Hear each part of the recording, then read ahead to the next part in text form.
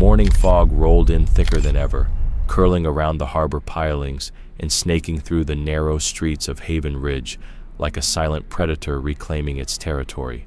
Every window pane on Main Street was blurred by moisture. The air smelled of brine and wood smoke, and the distant cry of gulls sounded ghostly in the gray hush. For Evelyn Ross, her auburn hair tucked into a loose ponytail, her face drawn from sleepless nights, this familiar mist carried a sharper edge of memory and loss. 3 years ago, on a night not unlike this one, her daughter Mia had disappeared from these very streets. Now, having returned to Crossroads Bistro for the first time since that dreadful evening, she felt as though the town itself held its breath, waiting to see what she would uncover. She entered the bistro before dawn, its old storefront still dark and silent, except for the soft glow of the kitchen's hanging lamps. Inside, the polished oak floorboards gleamed faintly where they caught the lantern light, and the tables sat neatly arranged as though expecting regular customers. But the emptiness felt pregnant with history. Crossroads had once been Mia's second home, the place where she'd learned to balance trays, to memorize dozen-item orders, to joke shyly with regulars who adored her bright smile. Evelyn's heart clenched remembering how, the night her daughter vanished, Mia had joked about the late shift being lonely, how the empty streets and silent diners made her feel like the last person on earth. At precisely 6:15 a.m., Evelyn found her spot in a corner booth. Across the table, her brother-in-law Nathan Cross, proprietor, uncle, stalwart protector, sat hunched over a chaotic pile of evidence. Postmarked envelopes from distant cities, folders bursting with yellowed photographs and grainy CCTV grabs, notebooks scribbled with names, dates, and frantic questions. The latest piece, a letter postmarked Honolulu, lay in the center like a fragile promise. "No return address," Evelyn murmured, tapping the flapping flap with a fingernail. "Just like the rest." Nathan rubbed his weary eyes. "Ev, we've chased leads from Vancouver to Buenos Aires. Every promise turned to nothing." Evelyn unfolded the letter again, her voice trembling as she read aloud. "I saw your daughter last Tuesday at a cafe in Waikiki. Same red hair, same laugh. She said her name was May, but I knew it was Mia from her posters." The words echoed inside her chest like a bell tolling at midnight. Nathan reached for the accompanying snapshot, a blurred figure leaning against a counter, hair auburn in dim light. "Could be anyone with red hair," he cautioned, yet his tone held a hopeful lift. "But these details, even the way she tucks hair behind her ear, match your Mia." Evelyn's throat tightened. "I have to go," she whispered. "Even if it's 1 in a million." Behind them, the kitchen door swung open. Chefs in spotless jackets entered, knives in hand, and the familiar rhythm of chopping, sizzling, and low conversation filled the air.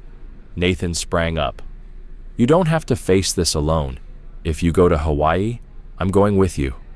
He stood tall, his broad shoulders backlit by kitchen light. Evelyn reached across, squeezing his calloused fingers. "Thank you. I'll think about it." As he bustled off to fetch coffee and start prep, she looked around, at the blue-striped aprons hanging on hooks, at the window seat where Mia had sat, dreaming of college, at the menu boards now listing clam chowder and hash browns. These walls had once echoed with her daughter's laughter. Now they held her absence. Nathan returned with 2 steaming mugs. "Black, no sugar," he confirmed. Evelyn let the warmth of the cup seep into her palms. She inhaled deeply, drawing in the sense of fresh bread and strong coffee. Somewhere between the fog and the sea, between memory and hope, she resolved to reclaim these places tainted by loss. With every sip, she steeled herself against fear. No matter how small the clue, she would follow it, across oceans if she had to, until she brought her daughter home.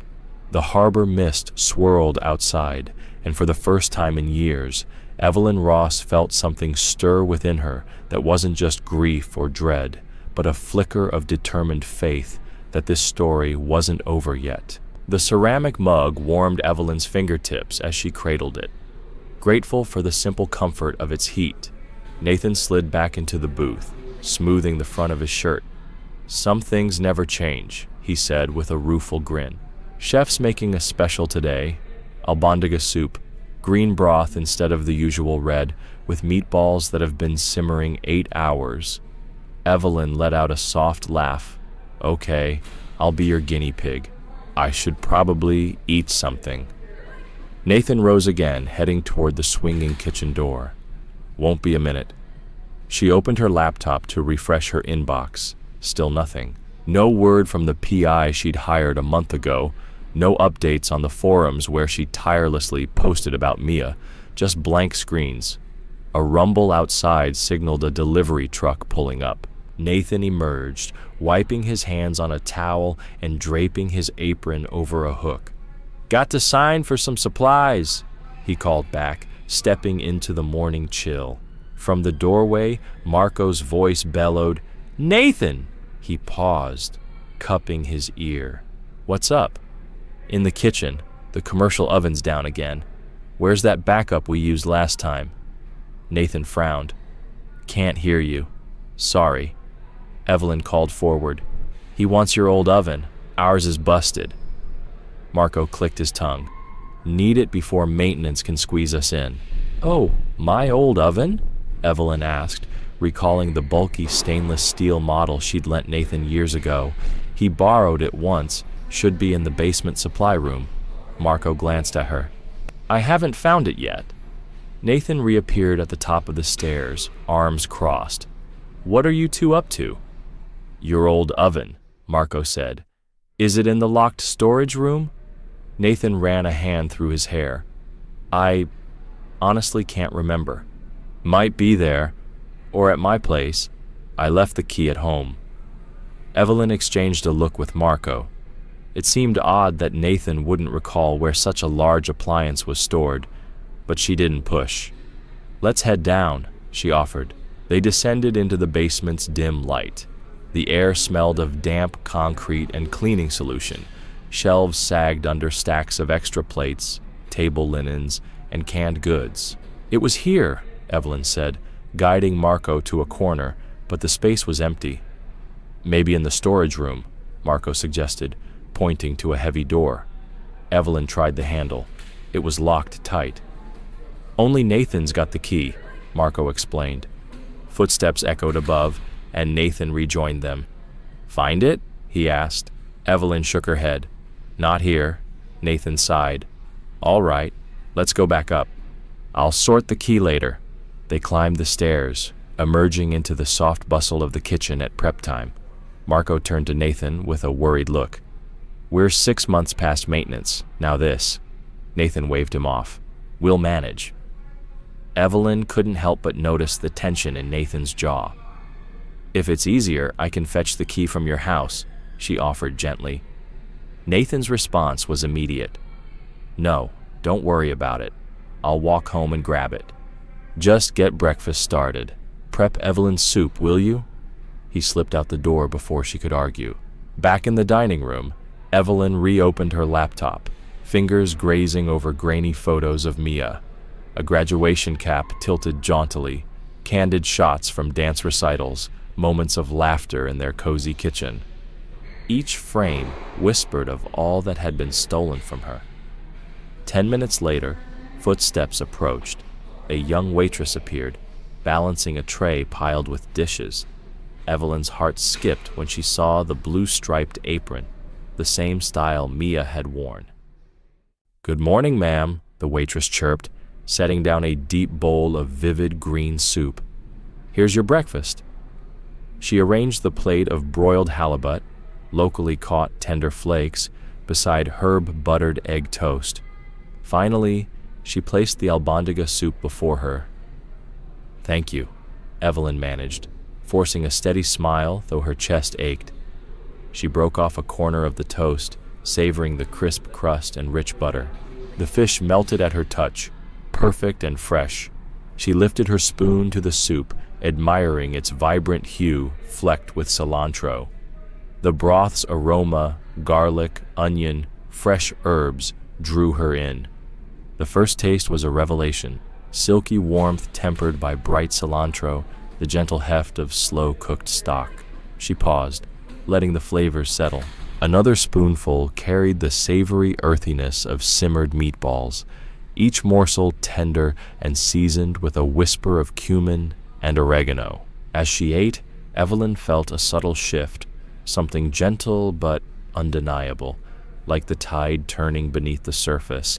The missing oven, the unopened emails, the letter from Hawaii, all pieces of the same puzzle.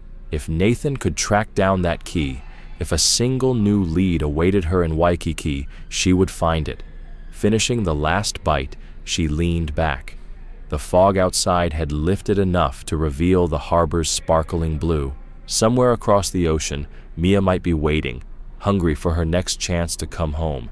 And Evelyn Ross, with every ounce of her mother's resolve, would not rest until she brought her daughter back through Crossroads Bistro's doors once more. Evelyn rose so abruptly that the chair scraped the floor, and for a moment the entire restaurant seemed to hold its breath as Nathan's thunderous glare met her eyes.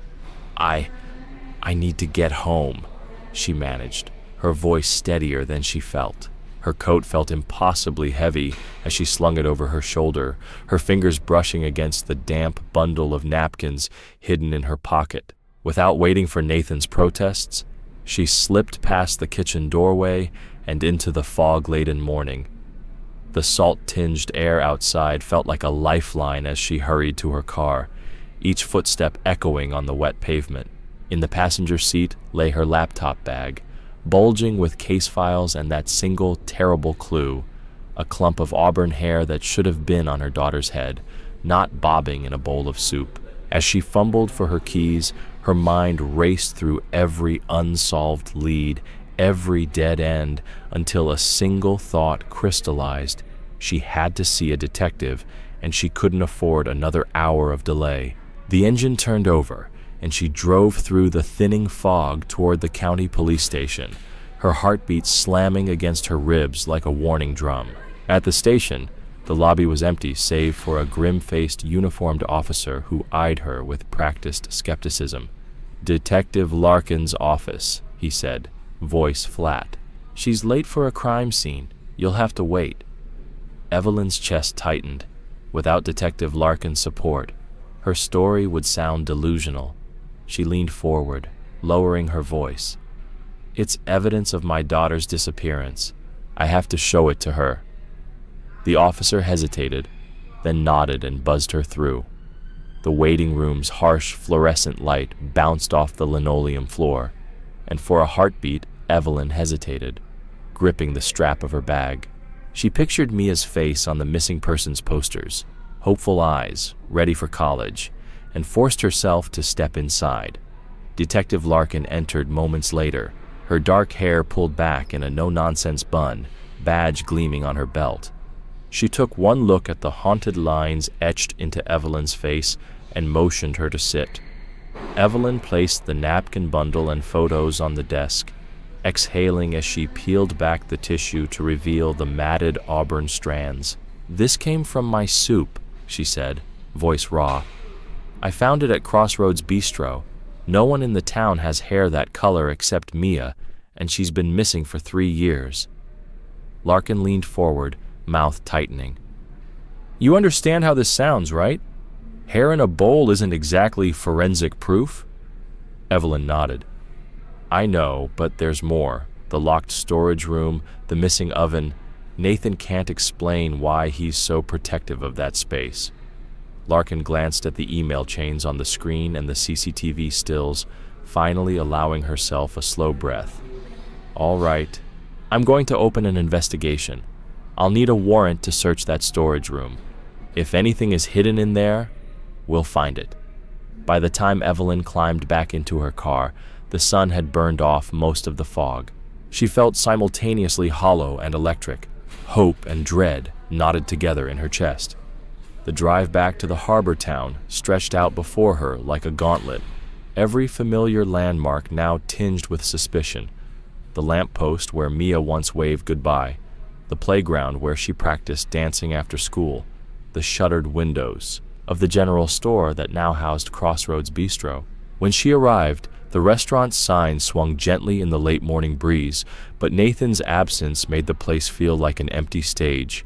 Detective Larkin arrived an hour later, flanked by two uniformed officers. Evelyn met them at the door, clutching her bag of documents. Without ceremony, Larkin presented the warrant and a key from a bailiff, her expression unreadable. Evelyn's stomach roiled as they descended the basement stairs together. The air was cool, heavy with the scent of damp concrete and old cardboard. Boxes teetered on metal shelving, and strands of spider silk glimmered in the shaft of light from their flashlights. "Start here," Larkin said, pointing toward the locked door that Nathan had refused to let her open. Evelyn slid in the bailiff's key and turned it, the click echoing louder than thunder. Inside, they found stacked crates and dust-covered chairs, holiday decorations, and faded restaurant signage, but no oven. Evelyn's breath caught. "Where?" Larkin swept her flashlight across the shadows, then froze. In the far corner, partially hidden by an ancient serving cart, lay a shape covered by a stained tarp. "Move that," Larkin ordered quietly. With gloved hands, the officers peeled back the tarp to reveal the stainless steel carcass of a commercial oven, its front door ajar and interior coated in decades of grime. Evelyn felt bile rise in her throat. If they believed the oven had simply been stored here, why would Nathan lie? Behind the oven, just beyond the service cart, lay a narrow gap. Larkin crouched to peer through the shadows, her voice hushed. "I think there's something behind this." Evelyn pressed forward, flashlight beam darting along the wall. Faint scratches marked the concrete floor, as if something heavy had been dragged this way. Her heart thundered. Each second stretched until every breath felt like sand through an hourglass. Somewhere in this cramped, dusty space, the truth about Mia might be waiting, and Evelyn Ross, mother and relentless seeker of answers, knew she was about to confront the darkest possibility of all. Officer Daniels pressed his lips together, eyes flicking from the damp auburn strands on the desk to Evelyn's determined face. The younger officer shifted uncomfortably, then Daniels raised a hand to still him. "Let me get Detective Morgan on the line," he said, voice low. He stepped back toward the desk phone as Evelyn watched each second stretch out like taffy. This was it, either a breakthrough or a rebuke that would leave her stranded. Morgan arrived moments later, pushing through the lobby door with purposeful strides. She wore a leather jacket over her uniform, hair tucked into a neat bun. "Evelyn," she greeted, softening when she saw the hair in Daniel's gloved hand. "What do you have?" Evelyn drew a trembling breath. "This," she said, placing the tissue and hair in front of Morgan. "I found it in my soup at Crossroads Bistro. It's Mia's." Morgan picked up the tissue, examined the hair against the light. Auburn, thick, slightly wavy. Could be, but hair isn't definitive without testing. She looked at Evelyn. "Do you have anything else to tie this to a crime scene?" Evelyn swallowed. "The locked storage room. Nathan refused to let me inside. He claimed he lost the key, said he'd get it later, but when I asked again, his attitude changed. He angrily confronted his staff, then denied any problem." Daniels folded his arms. "That doesn't prove he's hiding something more sinister. Could be family history, a personal conflict. But there's no possible benign explanation for pinkish-orange strands in the soup," Evelyn insisted. "No one else in the restaurant has hair like this." Her voice rose. "You know the history? Nathan helped raise Mia. He put up posters, organized searches. Why would he harm her now?" Detective Morgan gave a small nod. "You're right that the circumstances are suspicious. I'm going to request a warrant to search that storage room. We'll take the hair for forensic analysis. It could reveal DNA. If this is Mia's DNA, we'll know she was in that soup, which means she was in the restaurant's kitchen at some point." Evelyn's heart hammered. What if she's alive? Morgan's gaze was steady. "That's what we'll find out." But first, we need proof. I'll start on the search warrant right now. She turned to Daniels. Make sure the crime scene unit is on standby. We'll need gloves, evidence bags, a camera, and call the lab for hair analysis. As Morgan set to work, Evelyn sank into a chair, the weight of hope and dread battling in her chest. Every late-night shift on that stage, every time Nathan had guided Mia's recovery from a scraped knee or shoulder, flashed through her mind, now tinged with betrayal. She thought of the bright-eyed girl who dreamed of college, who danced at recitals, who vanished into nothingness 3 years ago. Outside the station windows, the morning sun climbed higher, illuminating the small coastal town that had refused to forget. Crossroads Bistro, with its gleaming wood floors and open kitchen, sat only blocks away, oblivious to the storm brewing beneath its surface. Evelyn pictured the locked door to that cramped storage room, imagining what might lurk behind it. Discarded furniture, old holiday decorations, and possibly her daughter. An officer arrived with a stack of forms. Morgan reviewed them, then looked up. Evelyn, I need you to come with me to the restaurant. We'll secure the scene first. Then I want your input on what specific areas to search. Can you do that? Evelyn rose unsteadily. Yes, absolutely. She reached into her coat and pulled out the tissue-wrapped hair. We should bring this with us. Morgan took it carefully, slipping it into an evidence bag. Good thinking. Let's move. Outside the station, dawn had fully broken. Seagulls cried overhead as Evelyn climbed into the unmarked police cruiser next to Detective Morgan. The engine idled, and for a moment, Evelyn closed her eyes, steeling herself for what came next. Whatever lay hidden in that dusty storeroom, she vowed to uncover it, because some truths, no matter how terrible, were more precious than a daughter's life. As they pulled away toward Crossroads Bistro, Evelyn stared out at the harbor buildings framed by morning light, her resolve as unwavering as the tide. Today, she would face Nathan, her brother-in-law, her ally turned prime suspect, and demand the answers that had eluded her for 3 long years. And if Mia was still alive, she would not leave without her. Marco shook his head, his forehead creasing in confusion. No, I didn't actually see him open it. He just told me he'd gone to fetch the oven, then he walked away. Evelyn's heart hammered as she stared down at her shoes.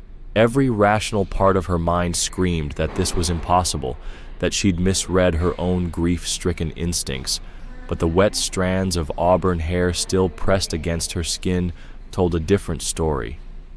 She raked a trembling hand through her ponytail, fighting the dizziness threatening to swallow her. He did open it, she said, voice low. I was there this morning. He unlocked the storage door. He walked through.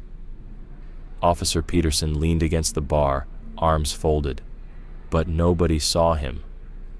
Daniels gave Evelyn a sympathetic look. Evelyn, there's absolutely no evidence your brother-in-law locked your daughter in this room. Your hair could have come from anywhere. Someone could have dropped it somewhere else in the kitchen, and it was scooped up in the soup stock. Her chest tightened. But why lie about the key? Why hide that room? Marco swallowed. I don't know. He glanced nervously toward the basement door. He said he'd boxed up the oven, that it's buried under other boxes, that I shouldn't bother you with it. He seemed really stressed. Detective Daniels sighed, consulting his notepad. All right, we're not finding anyone here now, so let's widen our search. We need to interview Nathan directly and get some clarity about his movements this morning. He gestured for Officer Peterson to step aside and pulled out his phone. Evelyn watched, heart pounding, as Daniels dialed a number. She bit her lip as it rang, once, twice, then clicked to voicemail. Nathan Cross, Detective Daniels from the Haven Ridge Police Department. We need you to come in and answer some questions about your storage room. This is urgent. Please contact us as soon as possible. He hung up and tucked his phone away. The staff hovered at a respectful distance, their voices hushed. Evelyn cleared her throat. If Nathan doesn't show, will you guys force entry? Daniels looked at her gravely. I need probable cause to search his property. Right now, the hair alone, without any corroborating evidence, won't hold up in court. We have to build a stronger case." She closed her eyes against tears. "What more do you need?" He rested a hand on her shoulder. "Time. A search warrant. Corroborating testimony that places Mia in that room. Or CCTV footage showing someone entering with hair like that." A heavy silence fell over the dining room as they awaited Nathan's response. Outside, a gust of wind rattled the front door and the hostess jumped. Evelyn's eyes darted to the doorway. Desperate, every passing minute felt like another heartbeat stolen from her daughter. Just then, Detective Morgan strode through the back hallway, wiping water drops from her uniform jacket. "I've just spoken with the lab. They'll expedite the hair analysis. It'll take at least 24 hours for preliminary DNA results." She raised her voice so everyone could hear. "No one else in this town has hair that color except Mia Ross. Her mother is not fabricating this. She's desperate for answers." Daniels nodded. "Thank you, Detective. That helps a lot." He turned back to Evelyn. "We'll hold off for now, but if Nathan doesn't appear by tomorrow morning, we'll revisit the storage room with a warrant." Evelyn exhaled shakily. I need to tell him I'm sorry for accusing him, if it's all a mistake." Morgan gave her a supportive look. "Maybe wait until you hear back from us. Tensions are high right now, and you don't want to tip your hand." Feeling both relieved and heavy with dread, Evelyn offered a shaky nod. As the officers gathered their forms and prepared to leave, she realized the tension between hope and fear had never been so raw. The bright noon light streamed through the windows, mocking her turmoil. She clutched her bag, the damp napkins still tucked inside, her only piece of proof, however flimsy it might yet prove. Outside, Nathan's unmarked sedan still sat in the lot, its engine cold. Evelyn's throat tightened at the thought of confronting him. She followed the officers toward the door, every step echoing her uncertain heartbeat. As she pushed open the front door, the faint smell of salt air and frying oil drifted toward her, mingling with the coppery scent of her own fear. Suddenly, the door swung wider as Nathan himself stepped in, shirt untucked, eyes red-rimmed but alert.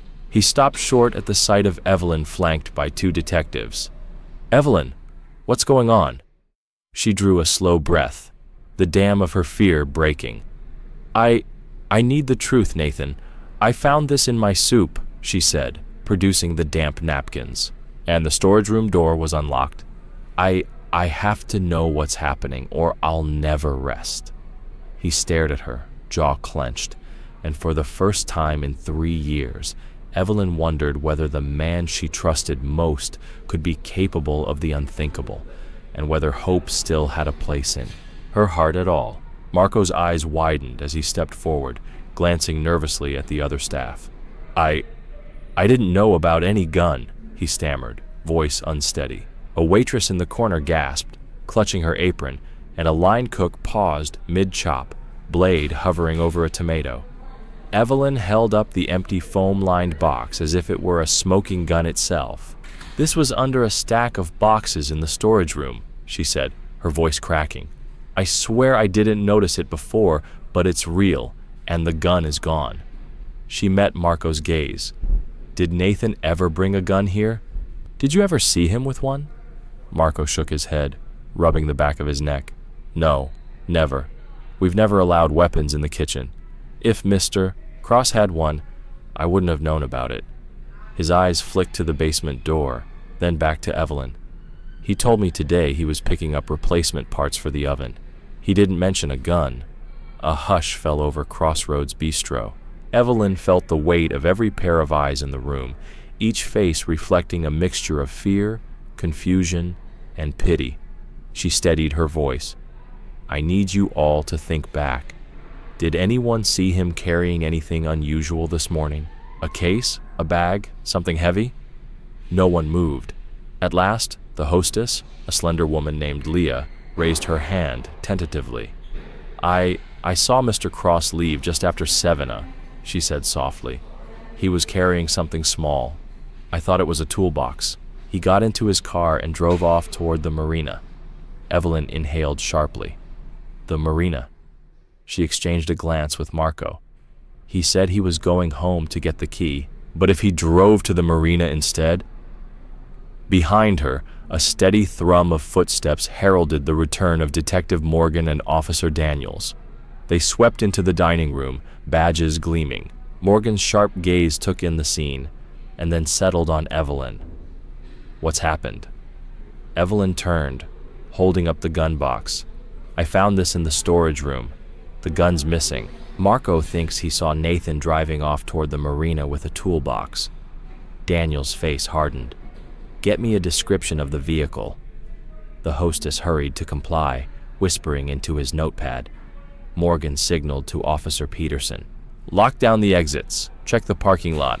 I want every patrol car looking for a sedan heading for the marina. A low hum of urgent activity filled the room as staff scurried to obey orders. Evelyn's heart pounded with equal parts relief and terror. Finally, affirmation that her suspicions weren't dismissed. But what would they find if Nathan was armed, heading to a deserted slip at the harbor? Morgan approached Evelyn gently. You did right by staying and speaking up again. We'll get ahead of him before anything dangerous happens. Evelyn nodded, voice barely above a whisper. I just want Mia safe. Morgan offered a small, determined smile. We'll find her. But first, we need to secure that gun and figure out what Nathan's planning. She turned to Daniels. Coordinate teams, one to pursue Mr. Cross, another to secure the storage room and gather evidence. As officers moved into action, Evelyn remained in the center of the dining room, her eyes fixed on the basement door. Somewhere beyond that threshold lay the truth about her daughter's fate. And somewhere along the slick, fog-shrouded roads to the marina, Nathan carried with him both a weapon and the answer to 3 years of haunting questions. Outside, the first patrol car roared to life, tires squealing on wet pavement. Evelyn clenched the foam box to her chest, resolve hardening in her veins. She would follow them to the ends of the earth, into every locked room and across every misty dock, until she unearthed Mia's story once and for all. Evelyn's push sent Nathan stumbling backward against the car's door, the metal rattling under his shoulder, and for the first time she saw the truth in his eyes. Horror, not hostility. Evelyn, listen to me, he gasped, one hand pressed against the bulge of the gun at his waist, the other outstretched toward her. She's not here. I swear to you, she's not. I thought maybe I could keep her hidden until I figured out how to keep her safe. His voice cracked, raw with panic, and his gun hand trembled. Safe from who? Evelyn demanded, every nerve alight with fear and fury. From the world that took her mother, he whispered, voice ragged, and before she could react, a distant siren cut through the morning calm. Sirens multiplied, echoing off the dock walls as flashing blue lights rounded the curve of the quay. Evelyn's heart thundered, Detective Morgan's promise fulfilled, yet all she could feel was vertigo as Nathan's gaze flicked between her and the oncoming patrol cars. She realized then that whatever twisted logic had driven him here had broken him too. The uncle she'd loved, turned captor, had become a man so desperate to control fate that he'd gambled his daughter's freedom against her safety. Evelyn, he said again, voice small beneath the racing engines. I thought I could protect her. From grief, from strangers, from myself. His hand fell away from the gun, the weapon's weight suddenly obscene in its holster. The first officer arrived, gun drawn but wary, followed by Morgan, Daniels, and Peterson, their uniforms stark against the gleaming water behind them. Step away, Mr. Cross, Morgan called, voice steel. Nathan's shoulders slumped. He looked so broken that Evelyn's resolve faltered for a heartbeat. But then she remembered Mia's bright laughter, her boundless hope, and she found her voice again. Show them where she is, she ordered Nathan, eyes blazing. His head dipped, and with shaking hands he pressed a button on the car's key fob, an ominous click that rattled her blood. Under the chassis, Tucked behind the wheel well, the faint sound of muffled breathing answered back. Evelyn rushed forward, Morgan at her heel, and there, crumpled and drenched from the morning mist, was Mia Ross, hair plastered to her face, eyes wide with relief and terror as her mother swept her into trembling arms. No triumph rang in Evelyn's cry, only the raw, ragged gasp of a mother who had fought ghosts and come home to find her daughter still alive, still whole. As officers led Nathan away, tear-streaked but resolute, Evelyn held Mia tight against her, whispering promises of safety and freedom into her ear. The harbor's boats lay silent, the warehouses watched in mute witness, and for a long moment, all that remained was a mother and daughter reunited at last, the terrible nightmare of 3 years melting away in the sober dawn. The officer gave a small, reassuring smile as he nodded toward the ambulance. "Let's get her on board," he said, slipping off his wet jacket to wrap around Mia's shoulders. Evelyn knelt beside the stretcher, brushing damp hair from her daughter's face. "Hold on, sweetheart," she whispered. "You're going to be okay." Paramedics lifted Mia gently, sliding her onto the gurney and securing the straps. One tucked a thermal blanket beneath her chin, another checked her pulse and oxygen mask. Evelyn rose, following close behind as they wheeled Mia toward the idling ambulance. The crowd parted, giving way to the flashing lights and the low hum of the engine. "Ma'am, you should come too," a paramedic urged softly. "We need to monitor her vitals." Evelyn climbed in, perching on the edge of the van's seat. The enclosed space smelled faintly of antiseptic and adrenaline. Mia's breathing was shallow but steady, and her eyes flickered open when Evelyn slipped her hand into hers. "Mom?" she croaked, voice hoarse. Evelyn pressed her forehead against Mia's. "I've got you. I won't let go." Outside, Detective Morgan directed officers to restrain Nathan and gather statements. He stood with his head bowed, his shirt damp and stained, hands cuffed behind his back. His eyes were haunted, hollowed by regret. Morgan placed a gentle hand on his shoulder. "You'll have to come down to the station," she said.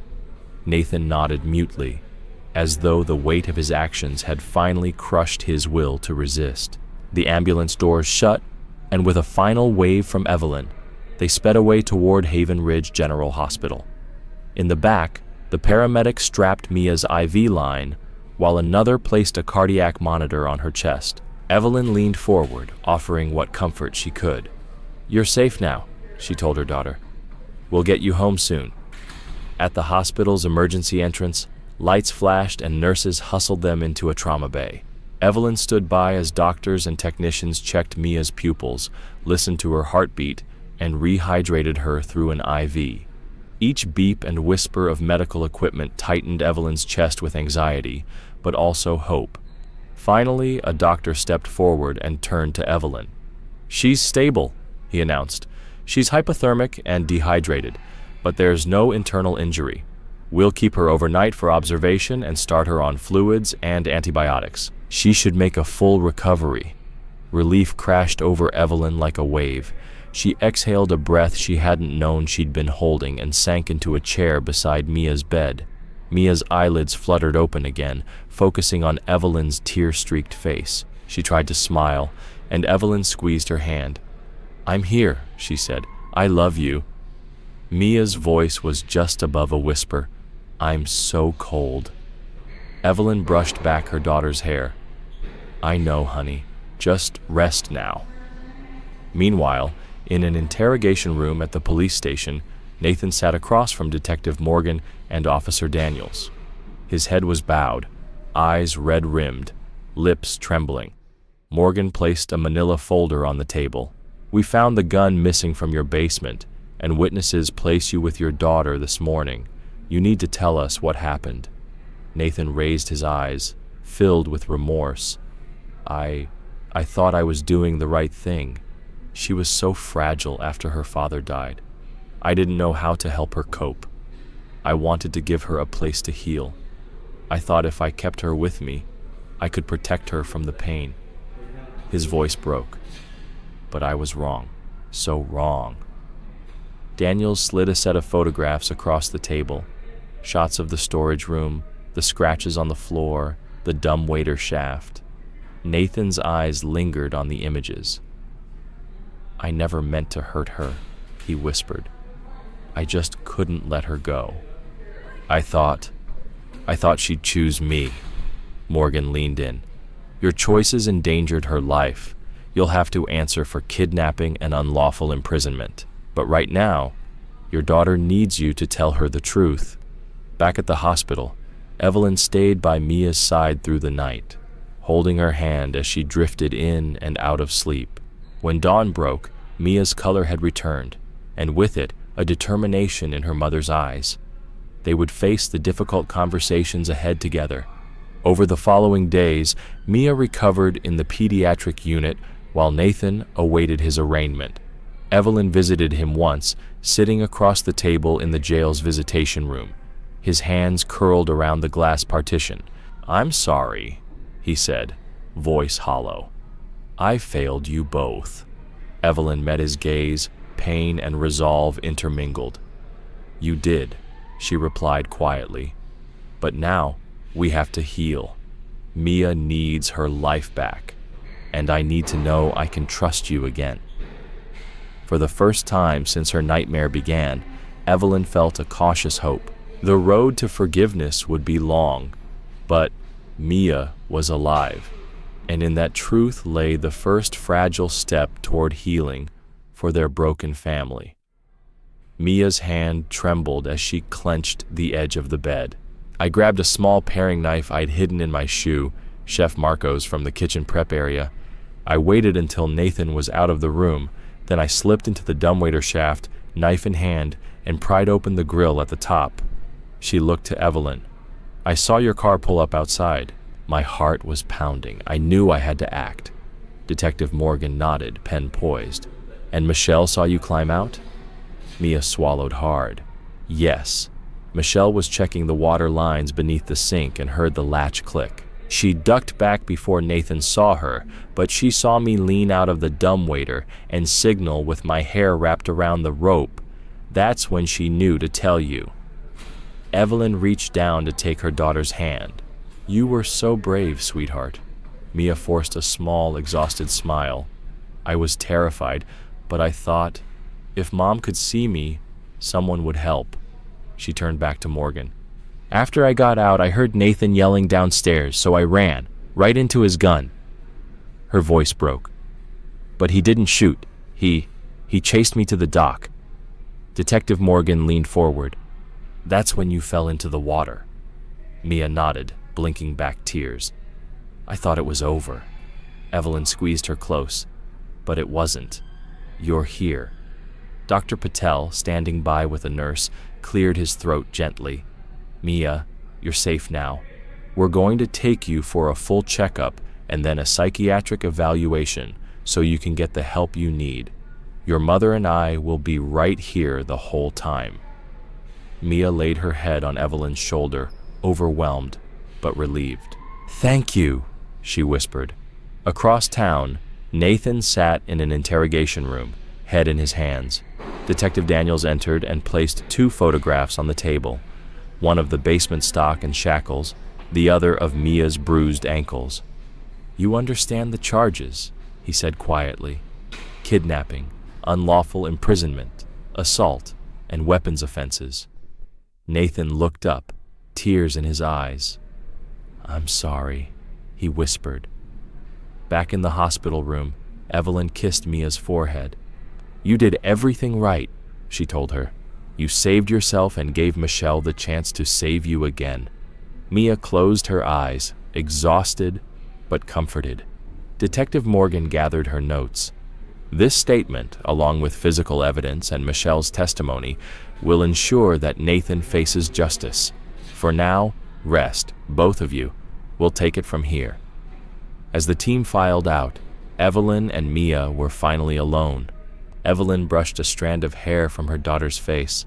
"We're going home soon," she promised. Outside, the first rays of late afternoon sun cut through the hospital blinds, a quiet testament to a new beginning, one forged in courage, love, and a mother's unbreakable resolve. As paramedics fussed over Mia, stabilizing her onto the stretcher, Evelyn caught sight of Nathan being cuffed beside the idling police cruiser. When his eyes met hers across the throng of onlookers, his face twisted with a chilling mix of rage and obsession. "She was always mine," he shouted, straining against the officers holding him back. "Mia always belonged to me. I loved her since she was little. You'd never understand." Gasps rippled through the crowd as uniformed officers tightened their grip and forced Nathan into the back of the patrol car.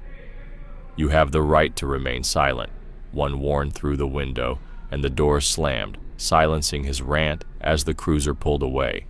Turning her attention back to her daughter, Evelyn climbed into the waiting ambulance and settled beside Mia, her hand never leaving the girls. Soon they were speeding toward the hospital, the antiseptic tang filling Evelyn's lungs. Staff rushed them into the emergency department. She herself was checked for mild hypothermia and released, but Mia was whisked into a flurry of examinations. Detective Morgan and a plainclothes officer stood respectfully at the foot of Mia's bed as Dr. Patel entered, tablet in hand. "Ms. Ross," he began gently, "the initial findings are in." Evelyn gripped Mia's hand. "Mia is suffering from moderate malnutrition and dehydration. Her BMI is well below normal. We've started IV fluids and nutritional support immediately." Dr. Patel swiped to a scan showing bruises of various ages on both ankles. "These match your description of the wooden stocks and metal shackles," he said. "And here," he pointed to scars at the corners of Mia's mouth, consistent with repeated gagging. "We found no signs of sexual assault, but blood tests reveal long-term exposure to sedatives." "Will she recover?" Evelyn whispered. "Physically, yes, with time and proper care. Psychologically, she'll need specialized support. We'll arrange a psychiatric evaluation once she's stable." Mia's eyelids fluttered open. "Mom?" she croaked. Evelyn leaned in, tears in her eyes. "I'm here, sweetheart. You're safe." Mia glanced at Detective Morgan. Fear flickered in her gaze. "They're here to help," Evelyn soothed. "When you're ready, you can tell them what happened." Morgan pulled up a chair. "Uncle Nathan is in custody. It's your choice when to speak." "I want him locked up forever," Mia said, voice firmer than expected. She took a deep breath. "He kept me in that storage room at Crossroads Bistro. First he used a wooden stock on my ankles, then leather shackles when the bruises got worse. He said he wanted to protect me from infection and the outside world. He told me Mom had abandoned me for debt, but I realized the truth when I saw a news report about my own disappearance." Evelyn gently added, "And there were scratch marks on the floor where he forced you to lean." Mia nodded. "Then this morning, I broke the lock with a screwdriver I'd hidden. I climbed into the dumbwaiter, wrapped my hair around the rope to signal, and Michelle saw me. That's how we got help." Detective Morgan's pen flew across her notebook.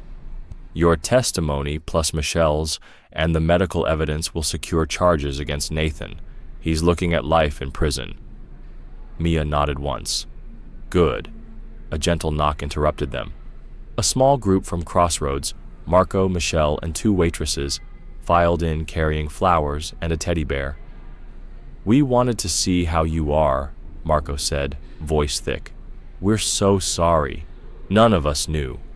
Michelle, signing rapidly, conveyed through a waitress. "I saw you in the dumbwaiter this morning. I was too scared to tell before, but I had to speak up." Mia reached out, taking Michelle's hand. "Thank you," she whispered. Marco cleared his throat. "We've closed the restaurant indefinitely. We want you to know we're fully cooperating with the police." As the visitors departed, Dr. Patel returned. "Mia needs at least a week here for observation and to begin therapy. After that, outpatient support will be essential." Evelyn nodded, her heart swelling with determination. Whatever she needs, she promised. Left alone in the quiet room, Mia nestled against her mother. "I never stopped believing you'd find me," she murmured, eyes heavy with sleep.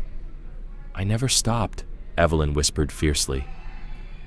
Watching her daughter's gentle breathing, Evelyn vowed that nothing would ever separate them again. After 3 years of relentless searching, it wasn't luck that brought them back together. It was love, the unbreakable bond of mother and daughter. As dawn's first light filtered through the window, Evelyn made a silent promise. She would never let Mia go.